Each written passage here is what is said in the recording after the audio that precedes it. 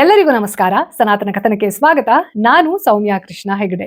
ನಂದೇ ಒಂದು short video, ಮೊದಲು ಅದನ್ನ ಗಮನ ಇಟ್ಟು ನೋಡ್ಕೊಂಡು ಬನ್ನಿ. तो सनातन धर्म में आए और हाथ जोड़ के मूर्ति के सामने खड़े हो। अरे मेरे दोस्तों, अगर मूर्ति पैसा देती तो बनाने वाला कभी बेचता नहीं। बताइए ईमानदारी से, जिनने उसे खुद बनाया पैसा देती तो उसको देती। लेकिन चाचा एक संकेत, लेकिन कुछ लोगों को संकेत अपना चाहिए भगवान का, वो किसी को नहीं चाहिए, वो किसी को चाहिए संकेत। संकेत क्या होता है? संकेत जो है मन की श्रद्धा का नाम है। राइट, संकेत मन की श्रद्धा का नाम. Right, then why do you do namaz on roads दोस्तों? ये कहाँ की श्रद्धा का नाम है? Why do you disturb people 5 times a day every single day? ये कहाँ की श्रद्धा का नाम या संकेत हो सकती है? I don't understand. Why do you kill innocent people, calling them kafirs by taking your God's name and having this delusion that you will get to Jannat and there you will get 72 हूरे? I don't understand this श्रद्धा. और जिस मूर्ति पूजा के बारे में आप शायद कुछ भी नहीं जानते हो, मैं थोड़ा आपको समझा दूं. ये मूर्ति पूजा हम इसलिए नहीं करते हैं कि भगवान तुम मुझे पैसा दो. नो नो, भगवान मुझे इतनी शक्ति दे देना ताकि मैं अपनी सारी ज़रूरतें खुद पूरा कर सकूं. That is the intent. और जो सनातन धर्म के बारे में शायद आप कुछ भी नहीं जानते हो, ऐसे चुगलीबाज मत बनो. बीजेपी प्रोपेगेंडा ना स्ट्रॉन्ग मत बनाओ खुद से मुफ्त में. Sanatan Dharma is that eternal truth where humanity evolve. और यहाँ ना मानव खुद अपने भगवान से सीरीज ऑफ क्वेश्चंस पूछ सकता है. That is called Bhagavad Gita. You know, तो जब आप अपने मजहब में ये सब नहीं कर सकते हो, दिस इज प्रोहिबिटेड क्लियरली, तो आप प्रीच मत करो. Don't dare to preach when you are not in a position to practice even 1%. और हो सके तो सनातन धर्म क्या होता है, इसका जो इंटेंट है उसको जानने की ऑनेस्ट कोशिश करो, है ना. जय हिंद. ನೋಡಿ, ಇಲ್ಲಿ ಯಾವ ವ್ಯಕ್ತಿ ಮುಸ್ಲಿಂ ಮತವನ್ನ ಅನುಸರಣೆ ಮಾಡ್ತಾ ಇದ್ದಾರೆ, ಅವರ ಅಂಡರ್ಸ್ಟ್ಯಾಂಡಿಂಗ್ ಏನಿದೆ ಮೂರ್ತಿ ಪೂಜೆಗೆ ಸಂಬಂಧಪಟ್ಟ ಹಾಗೆ ನಾನು ಯಾವ ಎಕ್ಸ್ಪ್ಲನೇಷನ್ ಹಾಗೆ ಅವರ ಮತದಲ್ಲಿ ಇರುವಂತಹ ಇಲ್ ಪ್ರಾಕ್ಟೀಸಸ್ ಅನ್ನ ಎಕ್ಸ್ಪೋಸ್ ಮಾಡಿ ಅದನ್ನ ಕ್ವೆಶ್ಚನ್ ಮಾಡುವಂತದನ್ನ ಮಾಡಿದೆ ಅಲ್ಲ. ನನಗೆ ನನ್ನ ಇನ್ಸ್ಟಾಗ್ರಾಮ್ ಅಲ್ಲಿ ಈ ಒಂದು ವಿಚಾರವನ್ನ ಶೇರ್ ಮಾಡ್ಕೊಂಡಾಗ ಬಹಳಷ್ಟು ಜನ ಕೆಳಗಡೆ ಬಂದು ಆ ವ್ಯಕ್ತಿಯನ್ನ ಕೆಟ್ಟದಾಗಿ ಮಾತಾಡ್ತಾ ಇದ್ರು. ನನ್ನ ಉದ್ದೇಶ ಅದಲ್ಲ. ಆದ್ರೆ ಯಾವ ಒಂದು ಮತದಲ್ಲಿ ಪ್ರಶ್ನೆ ಮಾಡುವಂತಹ ಸ್ವಾತಂತ್ರ್ಯವೇ ಇಲ್ವೋ ಅಂಥವರು ಬಂದು ಎಷ್ಟು ಲಿಬರಲ್ ಆಗಿ ಇರಬೇಕು ನಮ್ಮ ಮನಸ್ಥಿತಿ ಭಕ್ತಿ ಭಾವ ಅನ್ನುವಂಥದ್ದನ್ನ ಹೇಳ್ತಾರಲ್ಲ, ನನಗಿದು ಹಿಪೋಕ್ರಸಿ ಅಂತ ಅನ್ಸುತ್ತೆ. ಆ ಹಿಪೋಕ್ರಸಿಯನ್ನ ಅಡ್ರೆಸ್ ಮಾಡಬೇಕಿತ್ತು. ಹಾಗೆ ಈ ವ್ಯಕ್ತಿ ಸನಾತನ ಧರ್ಮ ಅಥವಾ ಮೂರ್ತಿ ಪೂಜೆಗೆ ಸಂಬಂಧಪಟ್ಟ ಹಾಗೆ ನಯಾ ಪೈಸೆ ಯಾವುದೇ ಜ್ಞಾನವನ್ನ ತಿಳ್ಕೊಳ್ಳದೆ ಈ ರಾಜಕೀಯದ ಒಂದಷ್ಟು ವಿಚಾರಗಳು ನಮ್ಮ ದೇಶದಲ್ಲಿ ಧರ್ಮ ಕಂಡ್ಕೊಂಡ್ಬಿಟ್ಟಿದೆ ಅಲ್ಲ, ಈ ಬಿಜೆಪಿ RSS ರಿಲೇಟೆಡ್ ಆಗಿರೋದನ್ನ ಅಪೋಸ್ ಮಾಡ್ಬೇಕು ಅಂತಂದ್ರೆ ಸನಾತನ ಧರ್ಮವನ್ನ ಟಾರ್ಗೆಟ್ ಮಾಡಿ ಮಾತಾಡೋ ಕೆಲವೊಂದಷ್ಟು ಜನ ಹುಚ್ಚರಿರ್ತಾರಲ್ವಾ, ಅದು ನನಗೆ ಇದರಲ್ಲಿ ಎದ್ದು ಕಾಣಿಸ್ತು. ಸನಾತನ ಧರ್ಮ ಅಂತಂದ್ರೆ ಏನು, ಹಾಗೆ ಮೂರ್ತಿ ಪೂಜೆ ಮಾಡೋದ್ರ ಉದ್ದೇಶ ಏನು, ಮೂರ್ತಿ ಪೂಜೆ ಮಾತ್ರ ಸನಾತನ ಧರ್ಮದಲ್ಲಿ ಹೈಯೆಸ್ಟ್ ಅಥಾರಿಟಿಯನ್ನ ಪಡ್ಕೊಂಡಿದೀಯಾ, ಜೊತೆಗೆ ಇವ್ರನ್ನ ಬಿಡಿ, ಇವ್ರೇನೋ ಬೇರೆ ಪ್ರಾಕ್ಟೀಸ್ ಮಾಡೋರು, ಅವ್ರಿಗೆ ಗೊತ್ತಿಲ್ಲ ಅಂತ ಅನ್ಕೋಣ. ಆದ್ರೆ ನಮ್ಮಲ್ಲೇ ಎಷ್ಟೋ ಜನರಿಗೆ ಸನಾತನ ಧರ್ಮ ಹಾಗೆ ಹೀಗೆ ಅಂತ ಭಾಷಣ ಮಾಡೋರು ಇರ್ತಾರಲ್ಲ, ರಾಜಕೀಯ ಭಾಷಣ ಮಾಡಿ ಜನರನ್ನ ಉದ್ದೀಪನಗೊಳಿಸ್ತಾರಲ್ಲ. ನಾನು ಹಿಂದಿನ ವಾರದ ಎಪಿಸೋಡ್ ಅಲ್ಲೂ ಹೇಳಿದ್ದೆ ನೋಡಿ, ಹಿಂದುತ್ವ ಅನ್ನೋದು ಹೇಗೆ ರಾಜಕೀಯ ಕೆಸರಚಾಟದಲ್ಲಿ ಇವಾಗ ಅಪಾಯದ ಪರಿಸ್ಥಿತಿಗೆ ಹೋಗಿದೆ. ಈ ಮುಸ್ಲಿಮ್ರು ಯಾವ ರೀತಿ ಬದನಾಮಾಗಿದ್ದಾರೆ ಇಂಟರ್ನ್ಯಾಷನಲಿ, ಆ ರೀತಿ ಹಿಂದುತ್ವಕ್ಕಾಗಬಾರ್ದು ಅನ್ನೋ ಒಂದು ಕನ್ಸರ್ನ್ ಅನ್ನ ಹೇಳಿದೆ. ನೀವೆಲ್ಲರೂ ಸಹ ಅಪ್ರಿಶಿಯೇಟ್ ಮಾಡಿದ್ರಿ, ನನಗೆ ತುಂಬಾ ಖುಷಿ ಆಯ್ತು. ಅಂದ್ರೆ ನನ್ನ ಆಡಿಯನ್ಸ್ ಬಗ್ಗೆ ಪ್ರತಿ ಸರ್ತಿನೂ ನನಗೆ ಒಂದು ಶ್ಯೂರಿಟಿ ಸಿಗ್ತಾ ಹೋಗುತ್ತೆ. ಇಂತಹ ಒಂದು ವಿಚಾರವನ್ನ ಶೇರ್ ಮಾಡ್ಕೊಂಡಾಗ ನಿಮ್ಮ ರೆಸ್ಪಾನ್ಸ್ ಎಷ್ಟು ಅದ್ಭುತವಾಗಿರುತ್ತಲ್ಲ. Thank you so much. ಆಯ್ತಾ. ಸೊ ಅದನ್ನ ನಾನು ಹೇಳುವಾಗ ಬಹಳಷ್ಟು ಜನ ಮೇಡಮ್ ಇವರಿಗೆಲ್ಲ ಹೇಳಿ ಏನ್ ಪ್ರಯೋಜನ, ಅವರಿಗೆ ಹೇಳೋದು ನನ್ನ ಉದ್ದೇಶ ಆಗಿರ್ಲಿಲ್ಲ. ಆದ್ರೆ ನಾವ್ ಏನು ಮಾಡ್ತೀವಿ, ಅದು ಏನಕ್ಕೆ ಮಾಡ್ತೀವಿ ಅನ್ನುವಂಥದ್ದು ನಮಗೆ ಗೊತ್ತಿಲ್ಲದೆ ಇರುತ್ತೆ ನೋಡಿ. ಹಾಗೆ ಸನಾತನ ಧರ್ಮ ಹಿಂದುತ್ವ ಅಂತಂದ್ರೆ ಬಿಜೆಪಿ RSS ಅಥವಾ ಬೇರೆ ಯಾವುದೋ ಒಂದು ರಾಜಕೀಯ ಸಂಘಟನೆಗೆ ತಿಳ್ಕೊಂಡ್ಬಿಟ್ಟು ನಾವು ಅದರ ರೂಟ್ ಅನ್ನ ಅರ್ಥ ಮಾಡ್ಕೊಳ್ಳೋದೆ ಈ ಒಂದಷ್ಟು ಹೊಡೆದಾಟದಲ್ಲೇ ಇದ್ದೋಗ್ತೀವಲ್ವಾ, ಅದು ನನ್ನ ಕನ್ಸರ್ನ್. ಇವತ್ತಿನ ಸನಾತನ ಕಥನದಲ್ಲಿ ನಾವು ಮಾಡುವಂತಹ ಮೂರ್ತಿ ಪೂಜೆಯ ಅರ್ಥ ಏನು, ಜೊತೆಗೆ ಸನಾತನ ಧರ್ಮದಲ್ಲಿ ಮೂರ್ತಿ ಪೂಜೆ ಮಾಡಿದ್ರೆ ಮಾತ್ರ ದೇವರು ಒಲಿತಾನೆ ಅನ್ನುವಂಥದ್ದನ್ನ ಎಲ್ಲೂ ಹೇಳಿಲ್ಲ. ಆಸ್ತಿಕನಿಂದ ಹಿಡಿದು ನಾಸ್ತಿಕನವರೆಗೆ ಯಾವ್ಯಾವುದೆಲ್ಲ ಜೀವನದಲ್ಲಿ ಹಂತಗಳಿರಬಹುದು, ಆಯ್ಕೆಗಳಿರಬಹುದು, ಅದೆಲ್ಲವೂ ಕೂಡ ಸನಾತನ ಧರ್ಮದ ಸಂಸ್ಕೃತಿಯೇ ಆಗಿರುತ್ತೆ. ಈ ಸ್ಪೆಕ್ಟ್ರಮ್ ನಮಗೆ ಗೊತ್ತಿರಬೇಕು. ಯಾರೋ ಒಬ್ಬ ನಾನು ಏಥಿಸ್ಟ್ ಅಂತ ತುಂಬಾ ಹೆಮ್ಮೆಯಿಂದ ಕ್ಲೇಮ್ ಮಾಡ್ಕೊಂಡ್ರು ಅದನ್ನ ಸಹ ಟಾಲರೇಟ್ ಮಾಡುವಂತಹ ಶಕ್ತಿ ಸನಾತನ ಧರ್ಮದಲ್ಲಿದೆ. ಹಾಗೆ ಸ್ಪಿರಿಚುಯಾಲಿಟಿಯಲ್ಲಿ ನೀವು ತುಂಬಾ ಡೆಪ್ತಿಗೆ ಹೋದ್ರಿ ಅಂತಂದ್ರೆ ಏಥಿಸ್ಟ್ ಅಥವಾ ನಾಸ್ತಿಕತೆ ಅನ್ನೋದನ್ನ ಒಂದು ಅಪಭ್ರಂಶದ ರೀತಿಯಲ್ಲಿ ಬಳಸೋದಿಲ್ಲ, ಸತ್ಯದ ಶೋಧನೆಯಲ್ಲಿ ಇರೋ ರೀತಿಯಲ್ಲಿ ಬಳಸ್ತಾರೆ.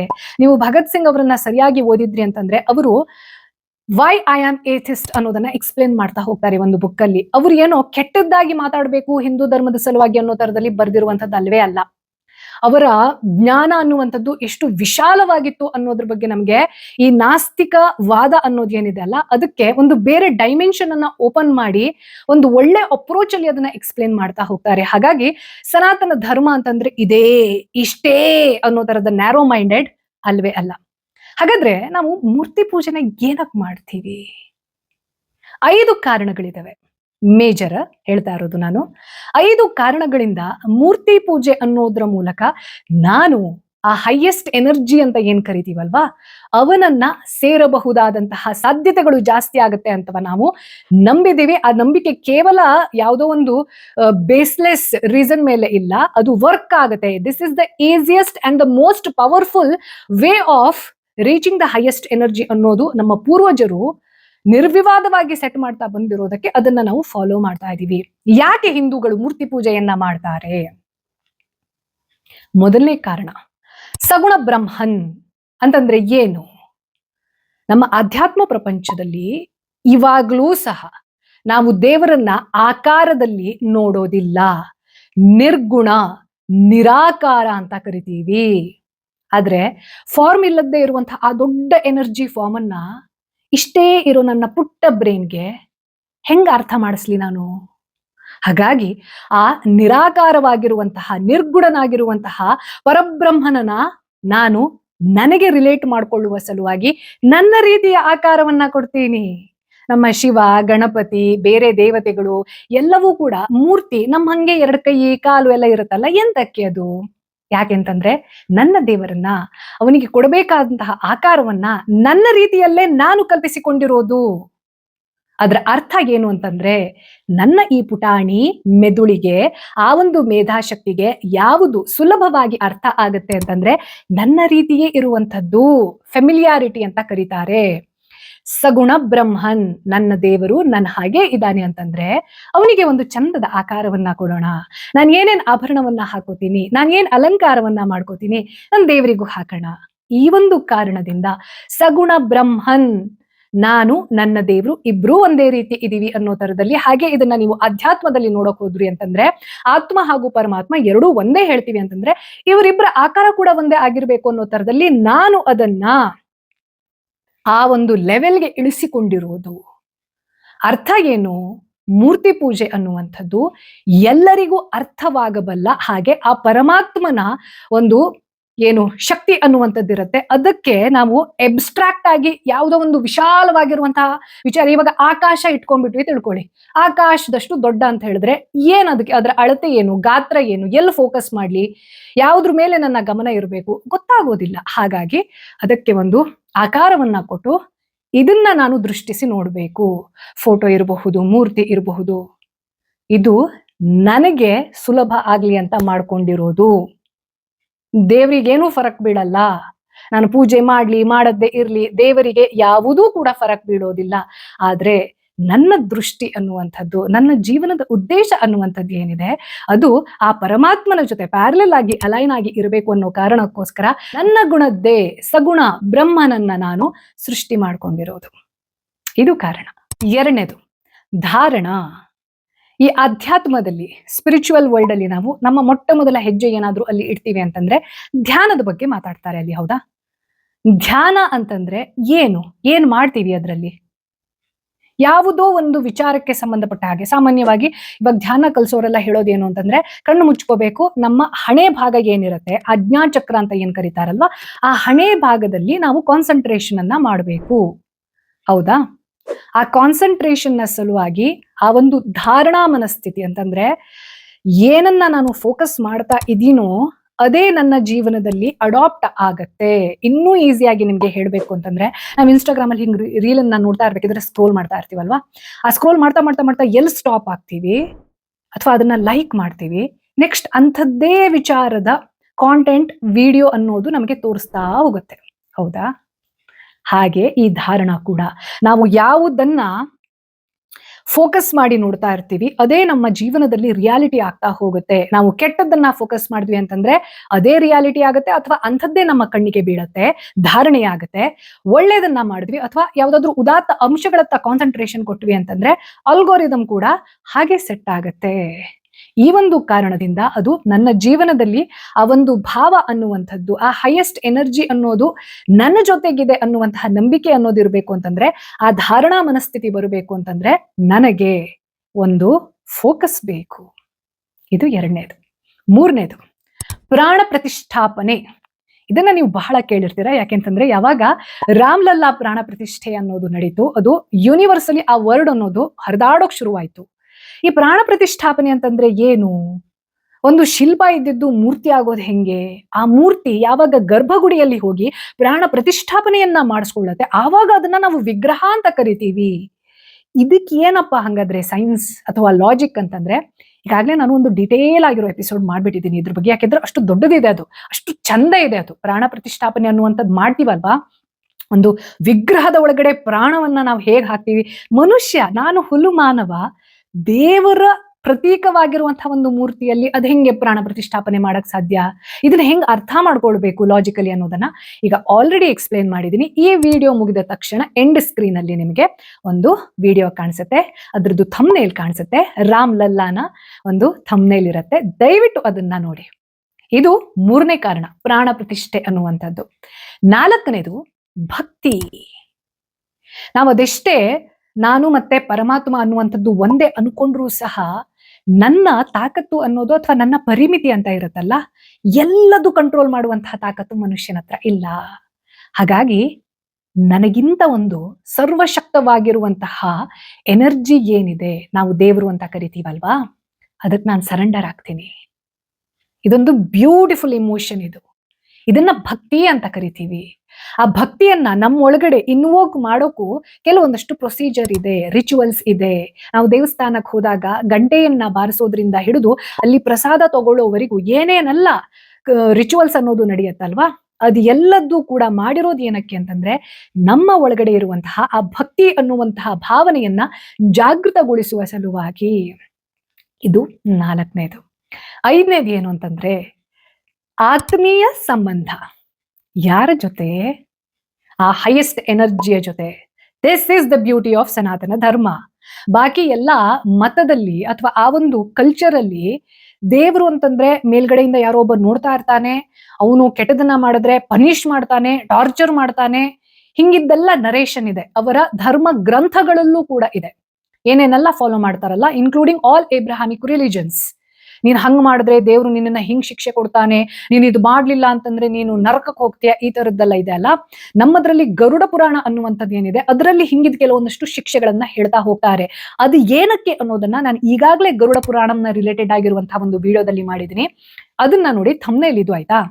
ಸೊ ಈ ರೀತಿ ಒಂದು ಪಾಪ ಪ್ರಜ್ಞೆಯನ್ನ ಹುಟ್ಟಿಸೋದು ಅಥವಾ ತಪ್ಪು ಸರಿ ಅನ್ನೋದ್ರ ಬಗ್ಗೆ ಒಂದು ಭಯ ಇರಬೇಕು, ಮೇಲ್ಗಡೆ ಒಬ್ಬ ನೋಡ್ತಿದ್ದಾನೆ ಅನ್ನುವಂತಹ ಭಯವನ್ನ ಹುಟ್ಟಿಸುವಂತದ್ದು ಇದೆ ಅಲ್ಲ, ಇದು ಫಂಡಮೆಂಟಲಿ ಸನಾತನ ಧರ್ಮದ ಸೆಂಟ್ರಲ್ ಸ್ಟ್ರಕ್ಚರ್ ಅಲ್ಲ. ನಮ್ಮಲ್ಲಿ ಏನ್ ಹೇಳ್ತಾರೆ ಅಂತಂದ್ರೆ, ನಾನು ಮತ್ತೆ ನನ್ನ ದೇವರು ಇಬ್ರು ಒಂದೇ ಟೀಮ್, ನಾವಿಬ್ರು ಆತ್ಮೀಯರು. ನಾವಿಬ್ರು ಏನೋ ಅಗೇನಿಸ್ಟ್ ನಿಂತ್ಕೊಂಡಿರೋದಲ್ಲ, ಅಥವಾ ನಾನೇನೋ ಪುಟಾಣಿ ಮಗು, ದೇವ್ರ ಮೇಲ್ಗಡೆಯಿಂದ ಸ್ಟ್ರಿಕ್ಟ್ ಪೇರೆಂಟ್ ತರ ನನ್ನ ಹಿಂಗ್ ನೋಡ್ತಾ ಇರ್ತಾನೆ, ಹೆಚ್ಚು ಕಮ್ಮಿ ಮಾಡಿದ್ರೆ ನಂಗೆ ತೆಗೆದು ಬಾರಿಸ್ತಾನೆ, ಈ ತರದ್ ಅಲ್ಲ. ನನಗೆ ಮತ್ತು ನನ್ನ ದೇವರಿಗೆ ಒಂದು ಆತ್ಮೀಯವಾಗಿರುವಂತಹ ಪರ್ಸನಲ್ ರಿಲೇಶನ್ಶಿಪ್ ಇದೆ. ನಾವಿಬ್ರು ಒಂದೇ ಟೀಮ್ ಮೆಂಬರ್ಸ್ ಆಗಿ ಕೆಲಸ ಮಾಡ್ತೀವಿ. ನನ್ನ ಸಲುವಾಗಿ ನಂಗೆ ಒಳ್ಳೇದಾಗ್ಲಿ ಅಂತ ಅವನು ನನಗೆ ಒಳ್ಳೆ ಮೋಟಿವೇಶನ್ ಅನ್ನ ಕೊಡ್ತಿರ್ತಾನೆ. ಕೆಲವು ಜನ ಆಯ್ತಾ, ನನಗೆ ಇನ್ಸ್ಟಾಗ್ರಾಮ್ ಅಲ್ಲಿ ಕೆಲವು ಸರ್ತಿ ನಾನು ಈ ಶಿವನ ರಿಲೇಟೆಡ್ ಆಗಿ, ಗಣೇಶನ ರಿಲೇಟೆಡ್ ಆಗಿ ಕೆಲವು ಸರ್ತಿ ನಾನು ತೀರಾ ಪರ್ಸನಲ್ ಆಗಿರುವಂತಹ ವರ್ಡ್ಸ್ ಅನ್ನ ಹೇಳ್ತೀನಿ. ಎಕ್ಸಾಂಪಲ್, ನಾನು ಗಣೇಶನಿಗೆ ಗಣು ಅಂತಾನೆ ಕರೆಯೋದು, ಬಿಕಾಸ್ ನನಗೆ ಅವನು ನನ್ನ ಫ್ರೆಂಡ್ ಅನಿಸ್ತಾನೆ. ಅವ್ನು ಯಾವ್ದೋ ದೇವ್ರು, ಅವನನ್ನ ಹಿಂಗೆ ಪಕ್ಕಕ್ಕಿಟ್ಟು ಅಯ್ಯೋ ನಿನ್ನನ್ ಬಿಟ್ರೆ ಇಲ್ಲ, ನಿನ್ ಕಂಡ್ರೆ ನಂಗೆ ಭಯ, ಈ ತರದಲ್ಲಿ ಹೇಳೋದಕ್ಕಿಂತ ನನ್ನ ಜೀವನದಲ್ಲಿರುವಂತಹ ಕೆಲವೊಂದಷ್ಟು ಕಂಪ್ಲೇಂಟ್ಸ್ ಅನ್ನ ನಾವು ನಮ್ಮ ಫ್ರೆಂಡ್ಸ್ ಹತ್ರ ಹೇಳ್ಕೊಳ್ತೀವಿ ನೋಡಿ, ಅವ್ರು ಕೇಳಿಸ್ಕೊಳ್ತಾ ಹೋಗ್ತಾರೆ. ಅಂದ್ರೆ ನಾನ್ ಜಡ್ಜ್ಮೆಂಟಲ್ ಅವರು, ನಾವು ಸರಿನೋ ತಪ್ಪು ಅನ್ನೋದ್ರ ಹೊರತಾಗಿ ಅವರು ನನ್ನ ಹತ್ರ ಏನೋ ಶೇರ್ ಮಾಡ್ಕೊಳಕ್ಕೆ ಟ್ರೈ ಮಾಡ್ತಾ ಇದ್ದಾಳೆ ಇವಳು, ಹೇಳಕ್ ಬಿಡೋಣ ಅಂತ ಕೇಳಿಸ್ಕೊತಾರೆ ನೋಡಿ. ನಂಗೆ ಆ ಒಂದು ಫಿಗರ್ ಗಣಪತಿ, ನಂಗೆ ಏನಾದ್ರೂ ಕಂಪ್ಲೇಂಟ್ ಇತ್ತು ಅಂತಂದ್ರೆ, ಗಣು ನೀನ್ ಯಾಕೆ ಹಿಂಗ್ ಮಾಡ್ದೆ, ನೀನ್ ಯಾಕೆ ನಂಗೆ ಇಲ್ಲಿ ಹೆಲ್ಪ್ ಮಾಡಿಲ್ಲ, ನೀನ್ ನಂಗೆ ಹೇಳ್ಬೇಕಿತ್ತು ತಾನೆ, ನಾನು ಅವನನ್ನ ಒಂದ್ ರೀತಿಯಲ್ಲಿ ಕಂಪ್ಲೇಂಟ್ ಬಾಕ್ಸ್ ತರದಲ್ಲಿ ಪ್ರೀತಿ ಮಾಡ್ತೀನಿ. ಅದನ್ನ ಕೆಲವು ಜನ ಅಫೆಂಡ್ ಆಗ್ತಾರೆ, ಏನ್ ಗಣು ಅಂತ ಹೇಳ್ತೀರಾ, ದೇವ್ರಿಗೆ ಗೌರವ ಕೊಡಲ್ವಾ? ಗೌರವ ಅನ್ನುವಂಥದ್ದು ನೋಡಿ, ಪ್ರೀತಿ ಆತ್ಮೀಯತೆ ಇದ್ದಾಗ ಅಲ್ಲಿ ಸಪರೇಟ್ ಆಗಿ ನಾವು ನೋಡಲ್ಲ. ಇನ್ಫ್ಯಾಕ್ಟ್ ನಾನು ಯಾವ ಒಂದು ಕಮ್ಯುನಿಟಿ ಕಲ್ಚರ್ಗೆ ಬಿಲಾಂಗ್ ಆಗ್ತೀನಿ ಅಂತಂದ್ರೆ, ನಮ್ಮ ಹವಿಗನ್ನಡದಲ್ಲಿ ಬಹುವಚನವೇ ಇಲ್ಲ. ಬಹುವಚನದಲ್ಲಿ ನಾವು ಮಾತಾಡ್ತೀವಿ ಅಂತಂದ್ರೆ ಅವ್ರು ಯಾರು ಹತ್ರದವ್ರು ಅಲ್ಲ ಅಂತ ಅರ್ಥ. ಸೊ ಹಾಗೆ ನಾನು ಶಿವನಿಗೂ ಸಂಬಂಧಪಟ್ಟ ಹಾಗೆ ನನಗೆ ಶಿವ ಯಾರು ಅಂತಂದ್ರೆ, ನನ್ನ ಜೀವನದಲ್ಲಿ ಇವಾಗ ಮನುಷ್ಯರ ಲೆವೆಲ್ಗೆ ಇಳಿಸಿ ಮಾತಾಡಿಸಿದ್ರಿ ಅಂತಂದ್ರೆ, ಯಾರು ನಿಂಗೆ ಶಿವ ಅಂತಂದ್ರೆ ನನ್ನ ಬಾಸ್. ಅವ್ನು ಏನ್ ಹೇಳ್ತಾನೋ ನಾನು ಮಾಡಕ್ ರೆಡಿ. ಬಿಕಾಸ್ ಅವ್ನು ನಂಗೆ ಯಾವತ್ತೂ ಕೆಟ್ಟದ್ದನ್ನ ಆಲೋಚನೆ ಮಾಡಕ್ ಸಾಧ್ಯನೇ ಇಲ್ಲ. ಯಾವುದೋ ಒಂದು ಕೆಲಸ ಇವಾಗ ನಂಗೆ ಸ್ವಲ್ಪ ಕಷ್ಟ ಕೊಟ್ಟು ಸ್ವಲ್ಪ ಪುಷ್ ಮಾಡಿ ಮಾಡಿಸ್ತಿದ್ದಾನೆ ಅಂತಂದ್ರೆ ನಾನು ಒಳ್ಳೇದಕ್ಕೆ ಅವನು, ನಾನು ಹತ್ಕೊಂಡಾದ್ರೂ ಅವ್ನು ಎಲ್ಲಿ ಕರ್ಕೊಂಡು ಹೋಗ್ತಿದ್ದಾನೋ ಅಲ್ಲಿ ಹೋಗಕ್ ರೆಡಿ ನಾನು. ಬಿಕಾಸ್ ಅವನ ಮೇಲೆ ನಂಗೆ ಅಷ್ಟು ಟ್ರಸ್ಟ್ ಇದೆ. ಶಿವ ಏನ್ ಮಾಡ್ತಾನೋ ಕರೆಕ್ಟೇ ಮಾಡ್ತಾನೆ. That is my trust. ಹಾಗೆ ನನ್ಗೆ ಕೃಷ್ಣ ಗುರುವಿನ ಹಾಗೆ. ನನ್ನ ಜೀವನದಲ್ಲಿ ಏನಾದ್ರೂ ಕನ್ಫ್ಯೂಷನ್ ಆಯ್ತು, ಇದು ಸರಿನಾ ತಪ್ಪ, ಕಾಂಟ್ರಡಿಕ್ಷನ್ ಬಂದ್ಬಿಟ್ಟಿರುತ್ತೆ ಕೆಲವು ಸರ್ತಿ. ಇದು ಸರಿ ಅನ್ಸುತ್ತೆ, ಇದು ಸರಿ ಅನ್ಸುತ್ತೆ, ಇದು ತಪ್ಪು ಅನ್ಸುತ್ತೆ, ಇದು ತಪ್ಪು ಅನ್ಸುತ್ತೆ. ನಾನು ಇವಾಗ ಯಾವ್ದನ್ನ ಎಷ್ಟು ಪರ್ಸೆಂಟೇಜ್ ಅಲ್ಲಿ ನೋಡ್ಬೇಕು ಅನ್ನೋ ಕನ್ಫ್ಯೂಷನ್ ಕ್ರಿಯೇಟ್ ಆಗತ್ತಲ್ವಾ. ಆವಾಗ ನನಗೆ ಕೃಷ್ಣ. ಭಗವದ್ಗೀತೆಯನ್ನ ಒಂದ್ಸತಿ ಸುಮ್ನೆ ಹಿಂಗ್ ಓದಿದ್ರು ಅಥವಾ ಯಾವ್ದಾದ್ರು ಶೋ ಮೂಲಕ ನೋಡಿದ್ರು ಸಹ ಹಿಂದಿನ ಸತಿ ಅರ್ಥ ಆಗ್ದೋಗಿರೋ ಒಂದು ಪರ್ಸ್ಪೆಕ್ಟಿವ್ ಕೃಷ್ಣ ಈ ಸರ್ತಿ ಬಂದ್ ಹೇಳ್ತಾನೆ, ನನಗ್ ಗುರು ಕೃಷ್ಣ. ಸೊ ಈ ರೀತಿ ಒಂದು ಪರ್ಸನಲ್ ರಿಲೇಶನ್ಶಿಪ್ ಇದೆ. ಅಂಡ್ ಇದನ್ನೇ ನಾವು ನಮ್ಮ ಸನಾತನ ಧರ್ಮದ ಸ್ಟ್ರೆಂಗ್ತ್ ಅಂತ ಹೇಳ್ತೀವಿ.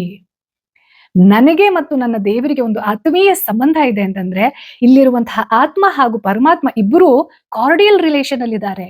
ಆವಾಗ ಇವ್ರ ಮಧ್ಯದಲ್ಲಿ ಕಾನ್ಫ್ಲಿಕ್ಟ್ ಇಲ್ಲ ಅಂತಂದ್ರೆ ಆ ಒಂದು ತತ್ವದ ಕಡೆಗೆ ನ್ಯಾವಿಗೇಟ್ ಮಾಡೋದಿರತ್ತಲ್ಲ, it's very easy. And also ಅದು ತುಂಬಾ ಸ್ಪೀಡ್ ಅಪ್ ಆಗತ್ತೆ. ಈ 5 ಕಾರಣಗಳಿಂದ ಸಗುಣ ಬ್ರಹ್ಮನ್, ಧಾರಣ, ಪುರಾಣ ಪ್ರತಿಷ್ಠೆ, ಭಕ್ತಿ, ಆತ್ಮೀಯ ಸಂಬಂಧ, ಈ 5 ಕಾರಣದಿಂದ ನಾವು ನಮ್ಮ ದೇವರಿಗೆ ಮೂರ್ತಿಯ ರೂಪವನ್ನ ಕೊಟ್ಟು ಅದನ್ನ ಆರಾಧನೆ ಮಾಡ್ತೀವಿ. ಇದು ಸುಮ್ಮನೆ ಮಾಡಿರೋದಲ್ಲ, ಇದು ಯಾರಿಗೆ ಅವರೇಜ್ ಇಂಟೆಲಿಜೆನ್ಸ್ ಇದ್ರೂ ಸಹ ವರ್ಕ್ ಆಗತ್ತೆ. ಯಾರಿಗೋ ಒಂದು ಅಧ್ಯಾತ್ಮದಲ್ಲಿ ತುಂಬಾ ಹೈಯರ್ ಲೆವೆಲ್ ಅಲ್ಲಿ ಇದ್ದಾರೆ ಅಂತಂದ್ರೆ ಅವರಿಗೆ ಮೂರ್ತಿಯ ರೂಪ ಬೇಕಾಗಿಲ್ಲ, ಯಾವುದೇ ರಿಚುವಲ್ಸ್ ಸಹ ಬೇಕಾಗಿಲ್ಲ. ಈಗ ನಾವು ಕೆಲವೊಂದಷ್ಟು ನಮ್ಮ ಸನಾತನ ಧರ್ಮದಲ್ಲಿ ಇರುವಂತಹ ಶ್ರೇಷ್ಠ ವ್ಯಕ್ತಿಗಳು, ಯೋಗಿಗಳು ಅಂತೆಲ್ಲ ಕರಿತೀವಲ್ವಾ, ಅವ್ರಿಗೆ ಯಾವುದೇ ಪ್ರದೇಶ, ರಿಚುವಲ್ಸ್, ಮೂರ್ತಿ ಇಲ್ಲದ್ದೇ ಇದ್ರೂ ಸಹ ಯಾಕೆ ಅಷ್ಟು ಅಧ್ಯಾತ್ಮದಲ್ಲಿ ಇವಾಲ್ವ್ ಆದ್ವು ಅಂತಂದ್ರೆ ಅವ್ರಿಗೆ ಅಷ್ಟು ತಾಕತ್ತು ಬಂದಿತ್ತು, ಅವರ ಬ್ರೈನ್ ಕೆಪಾಸಿಟಿ ಅಷ್ಟು ಎಕ್ಸ್ಪ್ಯಾಂಡ್ ಆಗಿತ್ತು. ಬಟ್ ಇದು ಎಲ್ಲರತ್ರನೂ ಆಗುವಂತಹ ಸಾಧ್ಯತೆ ಕಡಿಮೆ ಇರುತ್ತೆ ಯಾರು ಲೋವರ್ ಲೆವೆಲ್ ನಲ್ಲಿ ಇರ್ತಾರೆ. ಅದೇನು ಕೆಟ್ಟದ್ದು ಅಂತ ಅಲ್ಲ. ಇನ್ನೊಂದು ಅರ್ಥ ಆಗ್ಬೇಕು ನಮ್ಗೆ, ನಮ್ಮ ಸನಾತನ ಧರ್ಮದಲ್ಲಿ ತಪ್ಪಿಂದ ಸರಿ ಕಡೆ ಹೋಗ್ತಾ ಇರೋದಲ್ಲ. ನಾವು ಸತ್ಯದ ಒಂದು ಲೋವರ್ ಲೆವೆಲ್ ಇಂದ ಸತ್ಯದ ಒಂದು ಹೈಯರ್ ಲೆವೆಲ್ಗೆ ಹೋಗುವಂತಹ ಜರ್ನಿ ಇದೇ ಆಧ್ಯಾತ್ಮ. ನಾನು ಹಳೆ ವರ್ಷನ್ ಅಲ್ಲಿ ಏನೋ ಹೇಳಿದ್ದೆ ಅಂತಂದ್ರೆ ನಾನು ಸರಿ ತಪ್ಪು ಅಂತ ಅಲ್ಲ. ನಂಗೆ ಆವಾಗ ಲಿಮಿಟೆಡ್ ಇನ್ಫಾರ್ಮೇಶನ್ ಇತ್ತು. 2 ವರ್ಷ ಆದ್ಮೇಲೆ ಇನ್ನೊಂದು ಸ್ವಲ್ಪ ಜಾಸ್ತಿ ಇದೆ, ಇನ್ನೊಂದು 10 ವರ್ಷ ಆದ್ಮೇಲೆ ಇನ್ನೂ ಜಾಸ್ತಿ ಆಗತ್ತೆ. ಇದನ್ನ ವರ್ಜನ್ಸ್ ಅಂತ ಹೇಳ್ತೀವಿ. ಸೊ ನಮ್ಮ ಫಂಡಮೆಂಟಲ್ ಐಡಿಯಾ ಏನು ಅಂತಂದ್ರೆ, ಲೋವರ್ ವರ್ಜನ್ ಆಫ್ ಟ್ರೂತ್ ಇಂದ ಹೈಯರ್ ಕಡೆ ನಡೆಯುವಂತಹ ಜರ್ನಿಯೇ ಅಧ್ಯಾತ್ಮ. ಆ ಒಂದು ಅಧ್ಯಾತ್ಮ ಅನ್ನುವಂಥದ್ದು ನಮಗೆ ಮೂರ್ತಿ ಪೂಜೆಯಿಂದ ಸಾಕಾರಗೊಳಿಸಿಕೊಳ್ಳೋದು ಯೂನಿವರ್ಸಲಿ ಪಾಸಿಬಲ್ ಇದೆ. ಈ ಒಂದು ಕಾರಣದಿಂದ ಸನಾತನ ಧರ್ಮದಲ್ಲಿ ಮೂರ್ತಿ ಪೂಜೆ ಅನ್ನುವಂಥದ್ದಕ್ಕೆ ಅದರದೇ ಆಗಿರುವಂತಹ ಸ್ಥಾನ ಇರೋದು. ದಯವಿಟ್ಟು ಈ ಒಂದು ಎಪಿಸೋಡ್ ಅನ್ನ ಪ್ರತಿಯೊಬ್ಬರಿಗೂ ಕಳಿಸಿ. ನೋಡಿ, ಇಲ್ಲಿ ನನಗೆ ಇನ್ಯಾರನ್ನೋ ಶೇಮ್ ಮಾಡಬೇಕು, ಇನ್ಯಾರನ್ನೋ ಕನಿಷ್ಠ ಮಾಡಬೇಕು ಅನ್ನುವಂಥದ್ದು ಉದ್ದೇಶ ಅಲ್ಲ. ಆದ್ರೆ ನಾವು ಯಾವ ಒಂದು ಸಂಸ್ಕೃತಿಯಿಂದ ಬಂದಿದ್ದೀವಿ, ಆ ಸಂಸ್ಕೃತಿ ಬಂದಿದ್ ಹೆಂಗೆ ಅನ್ನೋದು ನಮಗ್ ಗೊತ್ತಿರ್ಬೇಕಲ್ಲ ಮೊದ್ಲು. ಎಷ್ಟೋ ಜನರಿಗೆ ನಮ್ಗೆ ಹಿಂದೂಗಳಿಗೆ ಗೊತ್ತಿಲ್ಲ, ನಾನ್ ಯಾಕಪ್ಪ ಮೂರ್ತಿ ಪೂಜೆ ಮಾಡ್ತೀನಿ ಅನ್ನೋದು ಗೊತ್ತೇ ಇಲ್ಲ. ಯಾಕೆ ಅಲ್ಲಿ ಗಂಟೆ ಬಾರಿಸ್ತೀವಿ ದೇವಸ್ಥಾನಕ್ಕೆ ಹೋದ ತಕ್ಷಣ, ಅಲ್ಲಿ ಯಾಕೆ ಆರತಿ ಮಾಡ್ತಾರೆ, ಇದ್ಯಾವುದು ನಮಗೆ ಗೊತ್ತಿಲ್ಲ. ಅದು ಗೊತ್ತು ಮಾಡ್ಕೊಳ್ಳೋದು ನಮ್ಮ ಜವಾಬ್ದಾರಿ. ಆ ಗೊತ್ತು ಮಾಡ್ಕೊಂಡಾಗ ಯಾವುದು ನಂಬಿಕೆ, ಯಾವುದು ಮೂಢನಂಬಿಕೆ, ಎಲ್ಲಿ ಒಂಚೂರು ಇಂಪ್ರೂವೈಸೇಷನ್ ಮಾಡ್ಕೊಳ್ಬಹುದು, ಹಾಗೆ ಇದೆಲ್ಲದರ ಹೊರತಾಗಿಯೂ ನಾನು ಏನಾದ್ರೂ ಅಚೀವ್ ಮಾಡಬಹುದಾ, ಇದೆಲ್ಲದರ ಪರ್ಸ್ಪೆಕ್ಟಿವ್ ಡೈಮೆನ್ಷನ್ಸ್ ಓಪನ್ ಆಗ್ಬೇಕು ಅಂತಂದ್ರೆ ನಮ್ಗೆ ಜ್ಞಾನದ ಬಗ್ಗೆ ಹಸಿವಿರ್ಬೇಕು, ಕ್ಯೂರಿಯಾಸಿಟಿ ಇರಬೇಕು, ಜೆನ್ಯೂನ್ ಕ್ವೆಶ್ಚನ್ಸ್ ಇರಬೇಕು, ನಾವು ಸೀಕರ್ ಆಗಿರ್ಬೇಕು. ಹೌದಾ? ದಯವಿಟ್ಟು ಎಲ್ಲರ ಜೊತೆ ಈ ಒಂದು ವಿಡಿಯೋವನ್ನ ಶೇರ್ ಮಾಡಿ. ಇದು ಈ ವಾರದ ಸನಾತನ ಕಥನ. ಮತ್ತೆ ನಿಮ್ಮ ಭೇಟಿ ಬರುವ ಭಾನುವಾರ ಬೆಳಗ್ಗೆ ಅಥವಾ ರಾತ್ರಿ ಶಾರ್ಪ್ 9 o'clock. ಲೋಕ ಸಮಸ್ತ ಸುಖಿನೋ ಭವಂತು.